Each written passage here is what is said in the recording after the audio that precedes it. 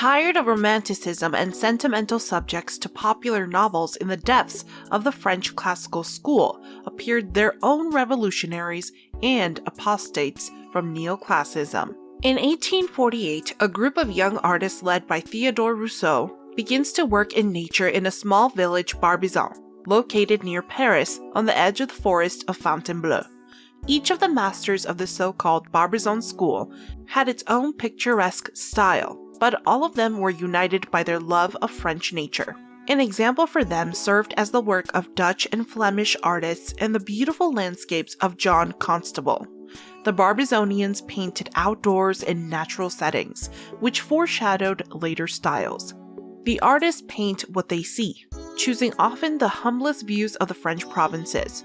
These are not postcard views, but the mundane, prosaic nature of the Normandy coast. The founder of the artist commune in the village of Barbizon was Théodore Rousseau, a French landscape painter and the pioneer of plein air painting in France. Not adhering to classical canons in the choice of subject matter, Rousseau freed painting and from the mandatory technical requirements. It is in his paintings appears that unfinished, carelessness, the appearance of brushwork, which the Impressionists will make one of the main features of the style, which will bring to the revolutionary limit. Rousseau would be the first to abandon the canonical horizontal composition in the landscape. Basin, commemoration of the forest of Chambord, Théodore Rousseau, 1839. This peaceful landscape is located in the Chambord forest in northern France. Nearby is the historic Chambord Castle, a symbol of royalty built in the first half of the 16th century by Francis I. Rousseau makes no visual reference to the old monarchy, instead enjoying only the details of the landscape. Here we see a small clearing in a forest, where cattle are drinking from a pond. Saturated light warms the center of the painting, drawing attention to the shimmering water, which reflects the blue-white sky as well as the cattle drinking from it. A completely different look for sunset near Arbonne. Théodore Rousseau, French, circa 1860-65, about 3 miles separate the village of Barbizon, and this site on the edge of the forest of Fontainebleau. Romantic artists have long been attracted to Arbonne's rocky ledges, boulders, and strange twisted trees. This painting, with its rich, disturbing colors, contrasts of paint and hues, and emphasis on varied textures, is typical of the forest sunsets painted in the last decade of Rousseau's career. And another sunset, the forest in winter at sunset, worked on during 1846-67 and unrivaled in its scale and ambition. This monumental forest scene was begun early in Rousseau's career and remained unfinished at the time of his death, despite persistent pleas from Millet and other artist friends to complete and exhibit it. According to one version, Rousseau's intention was to recreate the effect of a sunset he had seen at Bas-Brieuc, part of the forest of Fontainebleau, in December 1845. The interwoven web of trees devoid of foliage and filled with deep colors conveys a sense of awe of nature that is heightened by the presence of 2 hunched peasants in the center. And if the peasants in Rousseau's painting can be seen only if you really want to, the next artist of the Barbizon school is a singer of peasant life. Jean-François Millet was born into the family of a well-to-do peasant. "I am a peasant and nothing more than a peasant," he said of himself. The theme of peasant life and nature became the main of Millet. Creating his series of fieldwork, Millet first touched on the theme of peasants in woodcuts published in a popular periodical in 1853. One of these is the famous Sower. This engraving is in the museum's collection. Another painting belongs to this series, Woman with a Rake. 1856-57. Not brightness, blurred colors, diffused light in the picture is exactly what a generation of new rebels from art will come to a few years later. The same motifs, but only in more disturbing tones in Colin Crow's Home, circa 1872.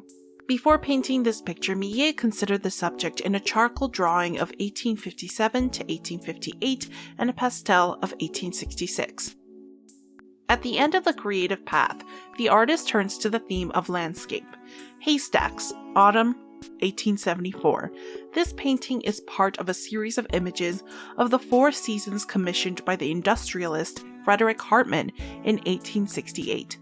Millet spent the next 7 years working on the paintings intermittently. In the fall, when the harvest is finished, the harvesters leave and the sheep are left to graze. Beyond the haystacks lies the plain of Chély and the rooftops of Barbizon. The loose, sketchy finish of this work is characteristic of Millet's late style. We will see more of these haystacks in Claude Monet's work, but that will come later. Let's leave the Barbizon for the moment. The common man became interesting to artists, and if in the 18th century we dealt with moralizers from the world of art, then in the painting of France in the middle of the 19th century, there is artistic caricature. At this time in France, the role of the press in the development of political satire was very great. This was facilitated by the Revolution of 1830. The artist Honoré Daumier worked for magazines, and in his caricatures, there is a pronounced political character painter Daumier never became. His element, drawing, engraving, lithography, and his favorite genre, caricature. After 1848, Honoré goes to more calm, filled with compassion, love, and respect for ordinary people paintings. Painting Daumier devoted to the workers. He depicts them in ordinary everyday life, on the streets of the city, during a short vacation, on the embankments, and in the workshops. The painter observes ordinary people, sympathizing with their plight, accurately noting the characteristic gestures, poses, and features of the situation. Third-class wagon, 1862-64. Daumier chronicled the impact of industrialization on modern urban life in mid-19th century Paris. Here he develops the theme of a lithograph made some 10 years earlier, the adversity and quiet fortitude of third-class railroad travelers. Flooded with light, a nursing mother, an elderly woman, and a sleeping boy exude a serenity not often associated with public transportation. It is him critics call the founder of the modern French landscape. A trip to England and acquaintance with the works of John Constable left an imprint of a quiet face of nature. The artist did not confuse the viewer with a complex composition, but paid great attention to details, mood, the general atmosphere of the picture. It can be argued that Jules Dupré was recognized by his compatriots. His works please almost everyone because they tell about what is dear to the heart of the viewer. For services in the field of art, the artist was awarded the title of Officer of the Legion of Honor.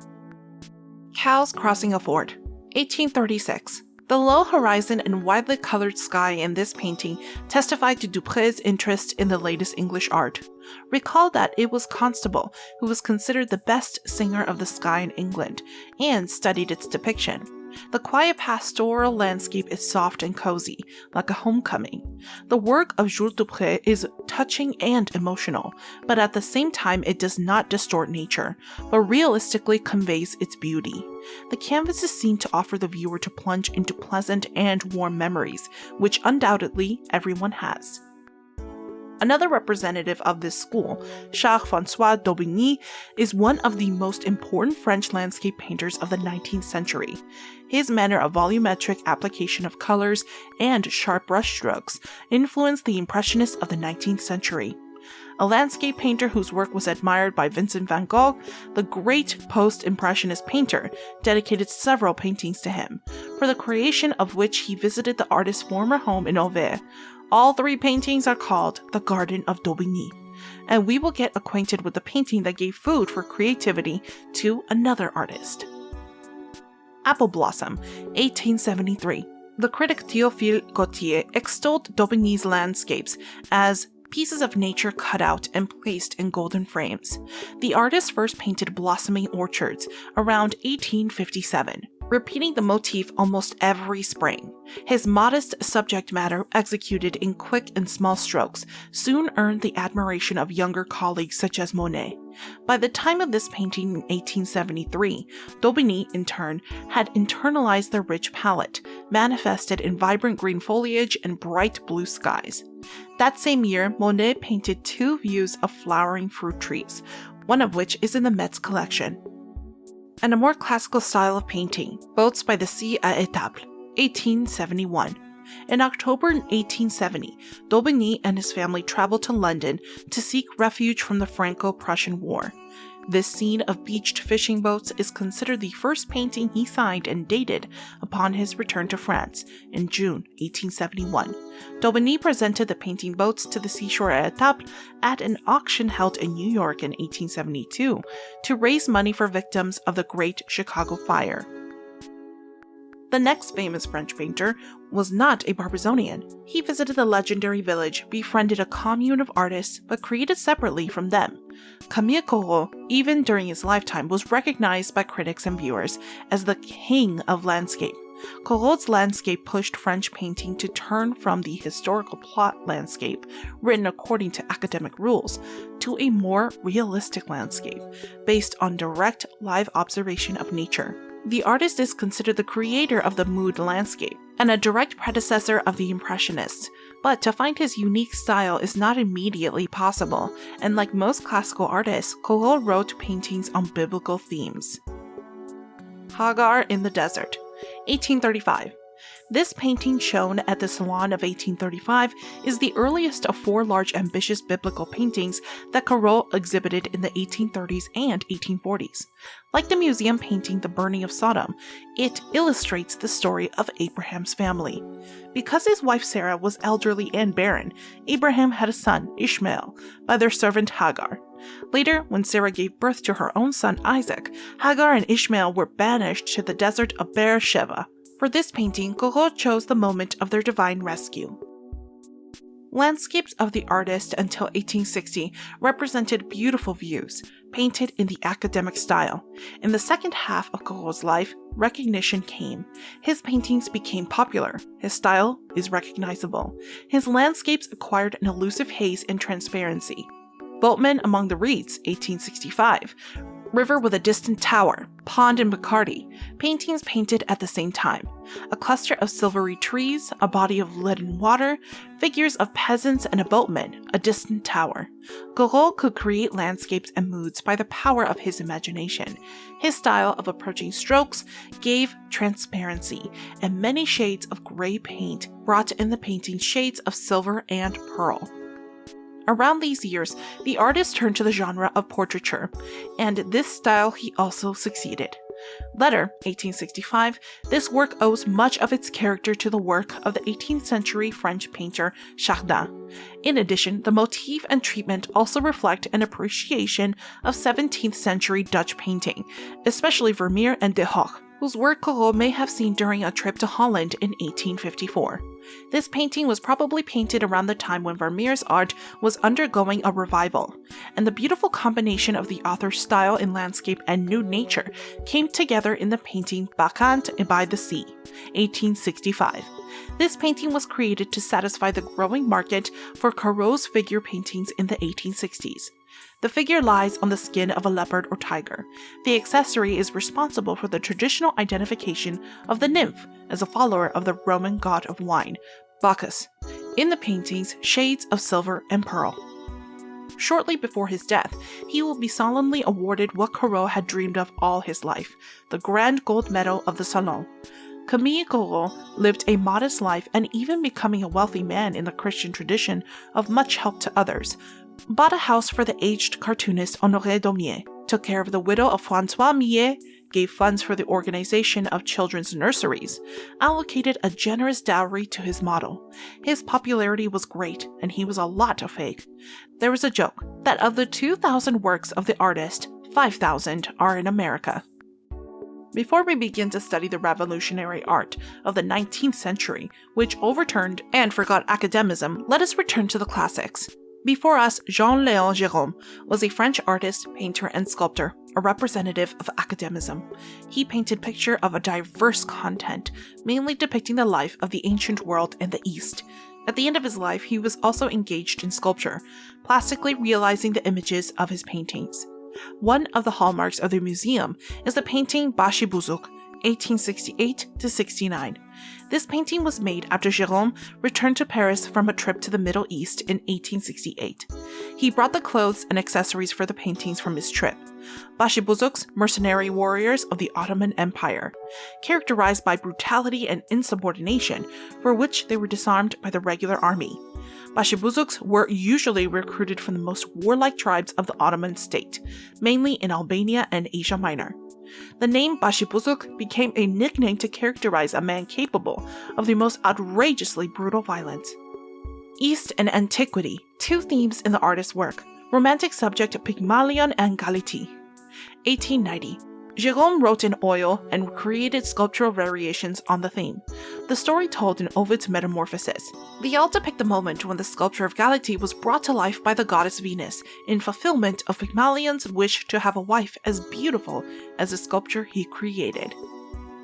The romantic mood of the 19th century and the opportunity to travel to exotic countries allowed artists to find new subjects for their paintings. I present to you a wonderful artist, one of the best and most expensive portrait painters in France. Léon Bon is a French painter and collector. In addition to portraits, Bon wrote paintings on historical and religious subjects and travel paintings. Egyptian peasant women and her child. 1869-70. Bona is said to have studied this peasant woman and child from life when he was in Egypt for the opening ceremony of the Suez Canal in 1869. The painting was highly praised at the Paris Salon and at an exhibition in America when it was first exhibited in New York. A brilliant work by another artist reflected the biblical subject, Salome. Henri Renaud, French painter, 1870. Renaud originally envisioned this Italian model as an African woman, but later enlarged his canvas below and to the right and transformed it into a depiction of the biblical seductress Salome. Hair disheveled, clothes in disarray, she has just danced for her stepfather Herod, ruler of Judea. The dish and knife hint at her reward, the severed head of John the Baptist. Just a few months after the sensational debut of this painting at the Salon of 1870, the young Renaud died in the Franco-Prussian War. His posthumous fame was so great that a protest was raised when the painting left France for America in 1912. And while portraiture has long been considered the pinnacle of an artist's skill, animalism is often a more difficult genre.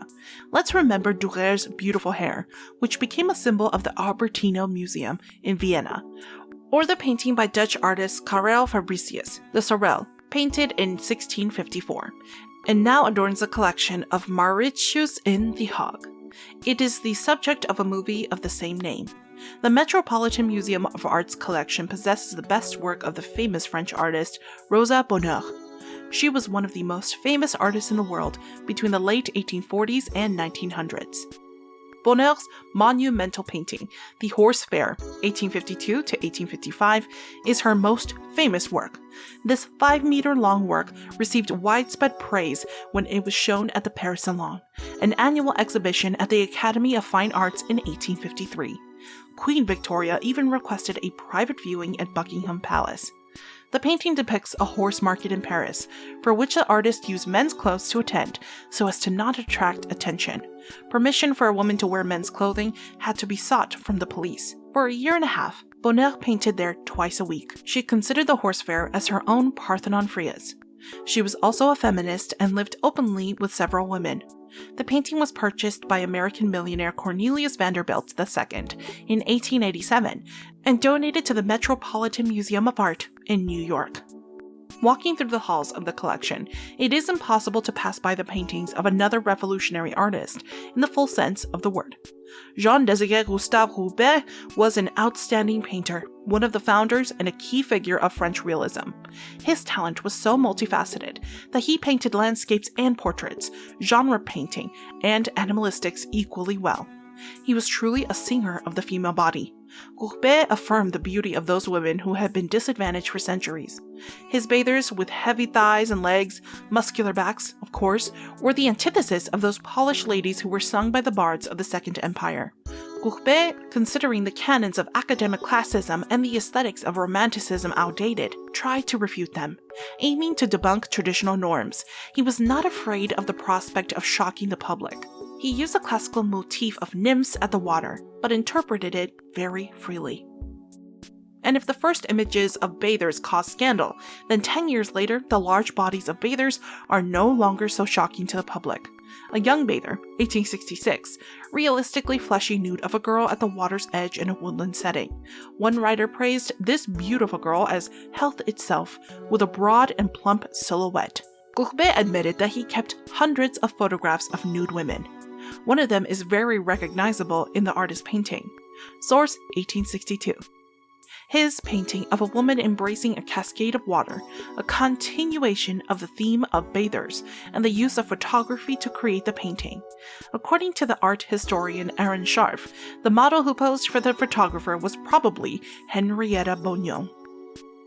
Another Courbet painting drew criticism from the academicians, Woman with a Parrot. When this painting was shown at the Salon of 1866, some critics condemned Courbet for his lack of taste and for the clumsy pose and disheveled hair of his model. They were not unanimous, however, and the French state briefly considered buying it. The woman depicted by Courbet is an ordinary girl, lazily lying alone on a sofa and playing with her parrot. The coloring is reduced to a few primary colors, white, green, and brown, with the only bright colorful accent on the bird's plumage. Against the almost monochrome background of the ornamental carpet and the barely hinted landscape, the girl's body stands out, emanating an immediate and unconscious sensuality, which is beautifully conveyed by the artist. But if we delve deeper into the symbolism, since the Middle Ages, the parrot has acted as a witness to the fall into sin. It was also noted as a pet of wealthy families. Most prominent was this bird in Dutch scenes of ordinary life. The parrot often appears in still lifes and portraits, sometimes impersonating or substituting for people, playing the role of a woman's lover or mocking the follies of human behavior. So, here's a lover hovering over a girl's beautiful body, and of course, it's a scandal. The provocative picture found favor with the younger generation of artists. That same year, Edouard Manet began his version of the subject, and Cézanne apparently carried a small photograph of the painting in his wallet.